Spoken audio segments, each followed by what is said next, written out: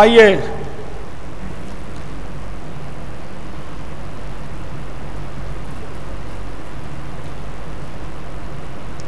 وَاتَّبَعُوا أَمْرَ كُلِّ جَبَّارٍ عَنِيدٍ سورۃ ہود آیت نمبر 59 پارہ 12. وَاتَّبَعُوا أَمْرَ كُلِّ جَبَّارٍ عَنِيدٍ. اور لکھو وَاتَّبَعُوا الشَّهَوَاتِ سورۃ مریم آیت نمبر 59 پارہ 16. وَاتَّبَعُوا الشَّهَوَاتِ شہوات کی اتباع کی. اب شہوات کی اتباع کرنا صحیح ہے؟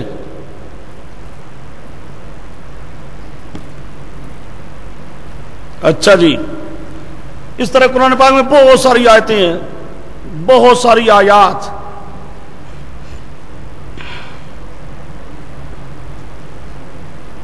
قال الذین اتبعوا لو ان لنا کرۃ سورۃ بقرہ آیت نمبر 167 پارہ 2. مشرکوں نے جنہوں نے اپنے پیروں فقیروں مشرک پیروں کی اتباع کی، مشرک مولویوں کی اتباع کی. اب یہ قال الذین اتبعوا تو شرک میں انہوں نے اتباع کی. کیا یہ شرک میں اتباع کرنا کوئی صحیح ہے؟ تو بات وہی ہے، اتباع اچھی بھی ہے تے برے بھی، تقلید اچھی بھی ہے تے بری بھی. قرآن حدیث کے مقابل کسی کی اتباع کسی کی تقلید نہیں. ہاں اجتہادی مسائل میں ٹھیک ہے. اب سمجھو، اب یہ حضرات مجتہدین کی تو اتباع کرتے نہیں، تقلید کرتے نہیں. مجتہدین کی. اور یہ فٹ کریں گے آیتیں جن آیتوں میں آتا ہے وجدنا آبانا، پیغمبر کہتے ہیں مانو توحید کو، مشرک کہتے ہیں ہم اپنے باپ دادے کو نہیں چھوڑ سکتے. بس وہ آیتیں فٹ کرتے ہیں کس پر؟ مقلدین اہل سنت والجماعت پر.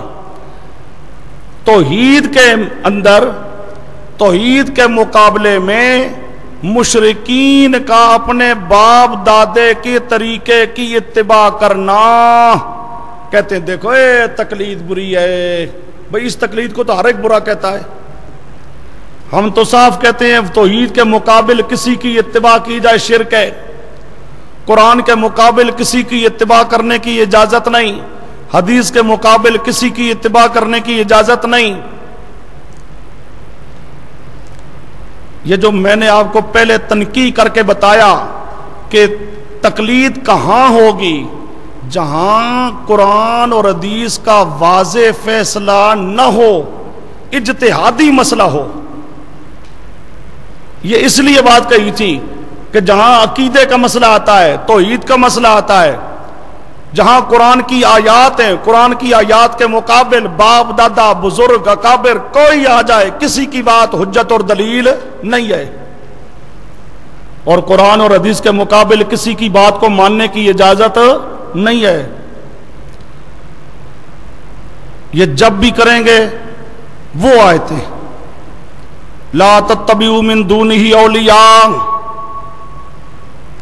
وہاں آ رہا ہے اتبعوا ما انزل الیکم من ربکم، ما انزلہ کو مانو، ما انزلہ کے مقابل اپنے باپ دادے پیر فقیروں کی باتیں نہ مانو.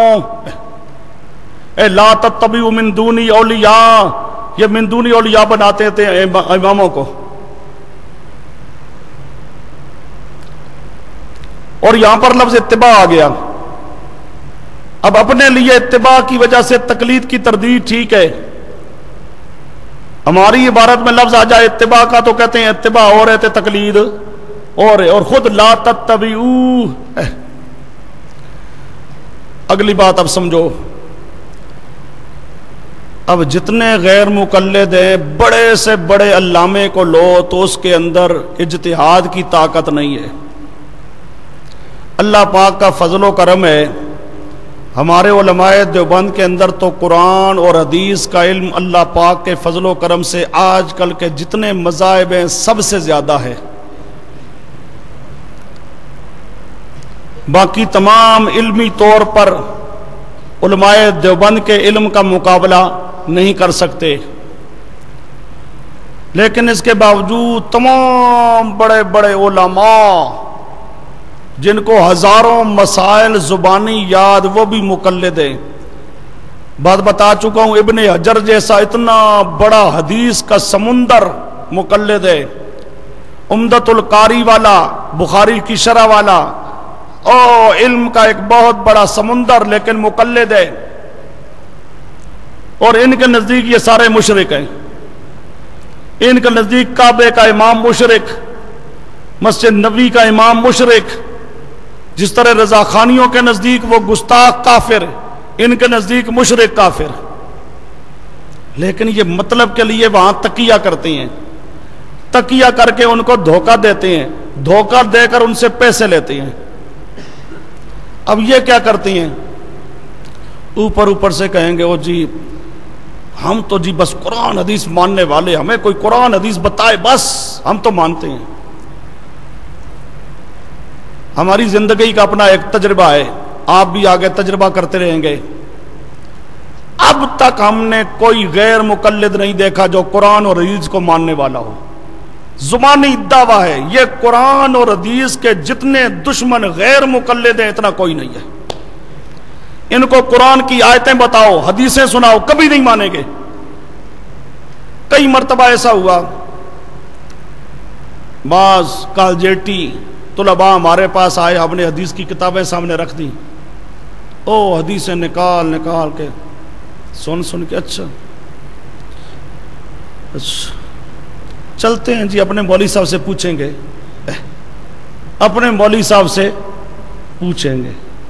جب مولوی صاحب کے پاس جائیں گے، اچھا مقلد کے پاس چلا گیا تو مقلد تو جانور ہوتا ہے، اس کے پاس وہ گیا، اچھا بس ٹھیک ہے بس مقلد کے بارے میں ایسی ایک نفرت بھری ہوئی ہے. اب کوئی دلیل نہیں، کچھ بھی نہیں، ادھر پک گئے. کئی مناظرے ایسے ہوئے جن مناظروں میں ثالثوں نے فیصلے کیے ہمارے حق میں، غیر مقلدوں نے لکھ کے دیا کہ ہم مان لیں گے، حنفی ہو جائیں گے.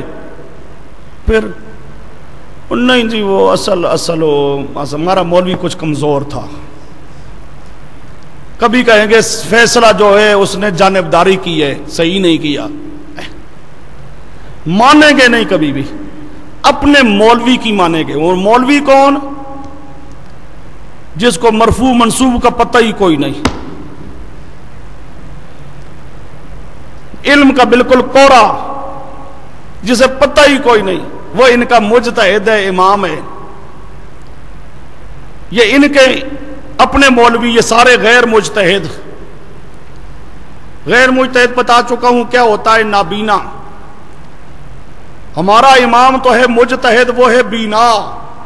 مقلد ہوتا ہے بمنزل نابینا. نابینا بینا کے دامن کو پکڑے، بینا بھی پار ہو جائے گا تو نابینا بھی پار ہو جائے گا.